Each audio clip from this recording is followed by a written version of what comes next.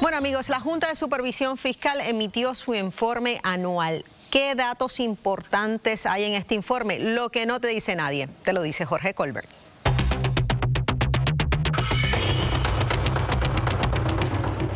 Cada cierto tiempo se reaviva el debate si la Junta se va, si no se va, si se quiere ir, si se quiere quedar, y cada cual tiene su opinión. Lo cierto es que la Junta de Supervisión Fiscal ha estado consistentemente presentando una serie de informes del estado de situación de las finanzas del gobierno de Puerto Rico y recomendaciones de política pública. Ante el último informe que salió hace unos días, la gobernadora ha reaccionado. Vamos a escuchar su opinión con relación a esto y vamos a ver después exactamente cuál es la realidad de la situación fiscal en Puerto Rico. Vamos a escuchar a la gobernadora. La mejor muestra de que no se quieren ir. La mejor muestra de que quieren seguir guisando. Y tengo que decirlo así, sin supervisión pierden su trabajo. Están defendiendo su trabajo, sus chavitos, los contratos, los millones que paga el pueblo de Puerto Rico. Eso no lo paga el gobierno federal, lo pagan los contribuyentes aquí.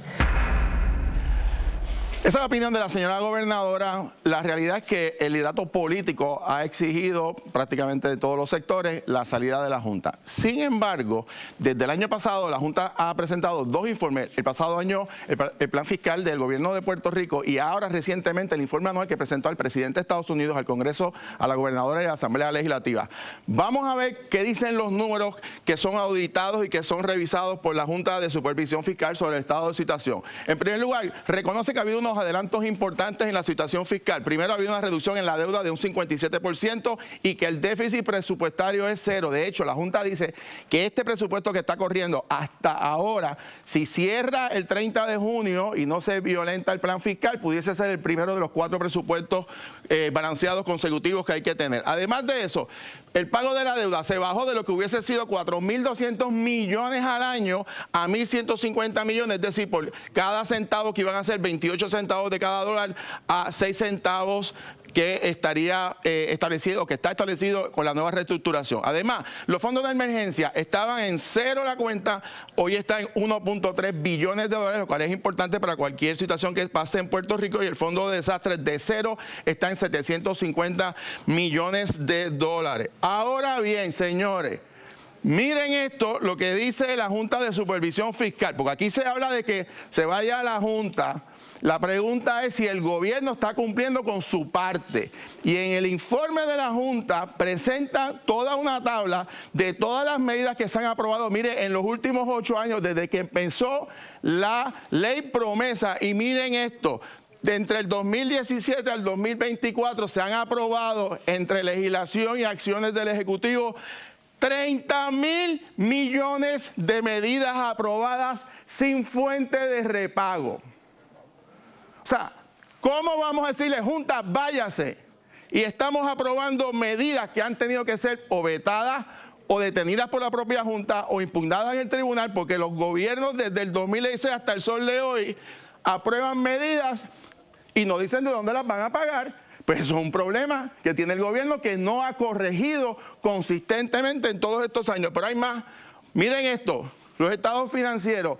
El más reciente, el del 2022, se radicó 645 días tarde de la fecha que se supone que tenga, que es entre 6 meses y 12 meses. Volvemos a lo mismo. Queremos sacar la Junta y nosotros estamos cumpliendo. La respuesta es que no, señores, que no se está cumpliendo. Pero voy más lejos. Miren esto. La Junta marca una ruta de salida. Dice, tienen que hacer estas acciones, particularmente medidas de responsabilidad fiscal. Y fíjense el presupuesto, y aquí hay un dato importante. Este es el gasto gubernamental, por lo menos los primeros temas más importantes.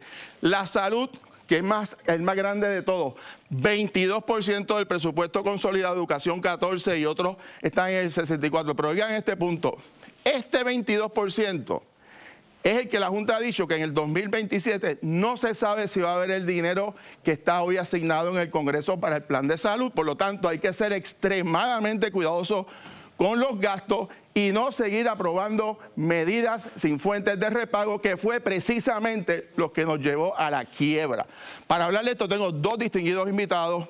el expresidente de la Comisión de Hacienda de la Cámara, don Jesús Santa, representante, y Emma Marrero, que fue la subdirectora de la Oficina de Gerencia y Presupuesto. Gracias a ambos por estar aquí con nosotros. Buenas tardes. Ese informe es bastante clarito, ¿verdad? ¿Estamos cumpliendo o no estamos cumpliendo? Ese informe plantea una realidad económica del país y hablando con mucha gente allá en la legislatura y acá en el estudio, hay mucha legislación que todavía falta.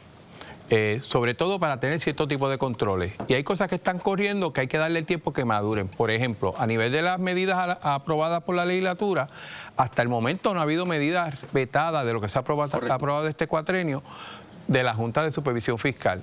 Creo que parte de eso, más allá de ir uno madurando en esto, es que aparece la OPAL.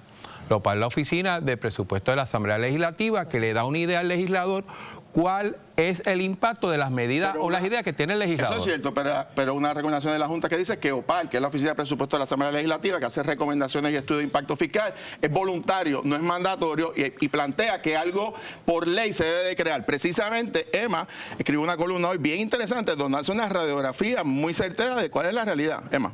Desde mi perspectiva, yo creo que el informe es bien puntual en la parte de la reestructuración operacional del gobierno. Nosotros cuando estábamos en la Oficina de Gerencia y Presupuesto siempre decíamos, aquí se le olvidó la G de gerencia que va antes del presupuesto. La Junta lo dice, ¿verdad? Explícitamente hace falta un gobierno que planifique, presupueste, gaste, obligue y rinda reportes. Y eso no nos hace falta.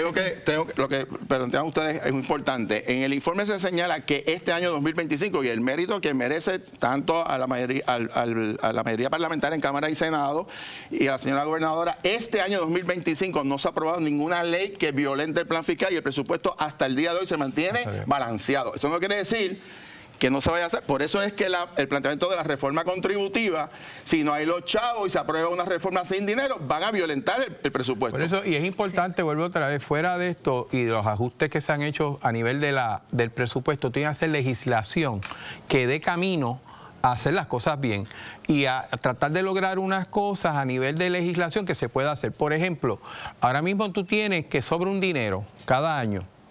No hay un proceso de decir a dónde va primero el dinero, dónde tiene que mirar, qué cuenta de esas de reserva, si faltan tú tienes que completar antes de yo decir que va para otra cosa. Eso es una legislación que se puede hacer. Por otro lado, también tú puedes trabajar lo del tope de deuda. Tarde o temprano vamos a tenernos que endeudar. Pues tiene que haber un proceso. Vamos a llegar al 15%. Debería de ser menor. Hasta ahora, por lo menos, de esos 1.150 millones, más la restricción que hay con el plan de ajuste, estamos debajo del 15%. Estamos en un 6%. Claro, pero más el 7% entonces, está comprometido el plan de ajuste, no pasaría del 15%. Quiere decir que la Junta lo que ha hecho es básicamente llevarnos a cumplir con el Estado de Derecho de la Constitución. Claro. Sí, y yo creo que es bien importante que el público entienda, y también la clase política, como he comentado, tenemos el deber de garantizar el servicio ciudadano, uno de calidad, uno efectivo. Y si el gobierno en su estructura no tiene una manera de viabilizar los datos, la tecnología, o sea, ¿cómo usted me dice a mí que antes de que llegara a la Junta había que hacer reconciliación de nómina manual para entonces poder procesar los pagos? O sea, si ustedes tuviesen la oportunidad, cada uno, de decirme en unos cuantos segundos, ¿cuál es la cosa más importante? ¿Cuál es la reforma más importante que hay que hacer para obtener responsabilidad fiscal? ¿Cuál sería? 10 segundos. Es legislación porque el gobierno después de la quiebra debe de ser distinto al de antes de la quiebra. Primero, por la situación económica que no queremos que repita y segundo, porque es un país distinto. La reforma presupuestaria y fiscal. Totalmente. Eso sería lo más importante. Eso es lo más importante. Ya lo saben, reforma contributiva, todo el mundo la quiere. Señores, pero tiene que tener dinero porque si se ponen a aprobar una reforma sin chavo, viola el plan fiscal y la Junta no lo va a aprobar. Tan sencillo como eso. Gracias, Amos, por estar aquí. Gracias. Pasamos con Laisa. Gracias, Jorge. Bueno, amigos, a regreso continuamos dialogando con nuestro panel político, pero entramos al tema de Vieques y el uso de los terrenos para disponer de municiones de la milicia. ¿Esto levantará alguna nueva ola de protestas allí? Con eso regresamos. Ahora pasamos con Kimberly. Lo curioso es que aparentemente nadie sabía, pero desde enero las fuerzas militares pueden disponer de disposiciones y municiones precisamente en la isla Nena. ¿Qué está pasando allí? ¿Por qué hay tanta presencia militar en la isla? Nosotros le vamos a estar explicando. Además, se complica el funcionamiento del sistema de educación en Puerto Rico con el desmantelamiento a nivel federal.